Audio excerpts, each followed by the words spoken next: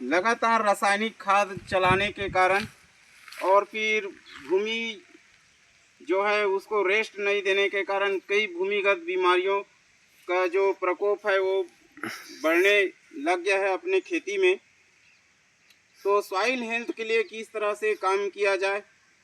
उस संबंध में आज छोटी सी जानकारी दूंगा।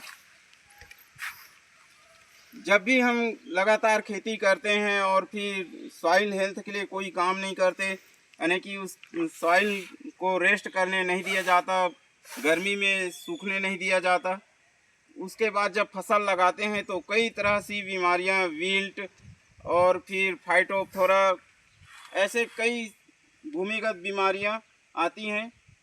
जिसको किसान भाई पकड़ नहीं पाते और बीच में ही फसल ख़त्म हो जाता है या फल फूल आने की अवस्था में ही पूरा फसल निपट जाता है और भारी नुकसान का सामना करना पड़ता है। तो पहला तो रहता है कि ज़मीन को गर्मी में धूप दिखा करके अच्छे से सुखा करके बेड बनाएं और फिर फसल लगाने की तैयारी करें। और इसी समय जब बेड बनाते हैं तो कार्बन की मात्रा भी देना ज़रूरी होता है।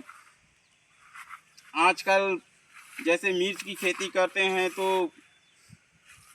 खली वगैरह का भी उपयोग करते हैं जिससे कि थ्रिप्स का अटैक जो है थोड़ा सा कम रहता है।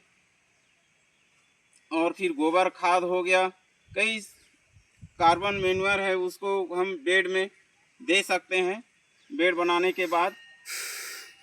और उसके बाद अगर हमने कहीं चूक किया है और परेशानी आ रही है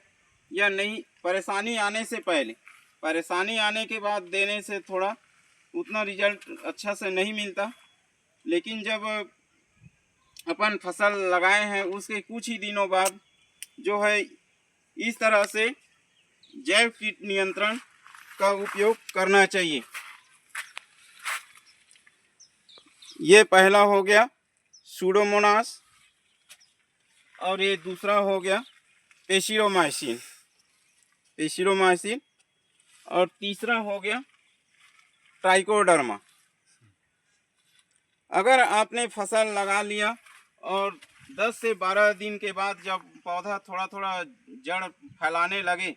उस समय एक लंबा पानी में ये तीनों को मिलाकर आप दे देते हैं कार्बन के साथ में। तो कार्बन इसलिए मिलाना है ताकि इनको शुरुआती स्टेज में ग्रो करने के लिए कुछ कार्बन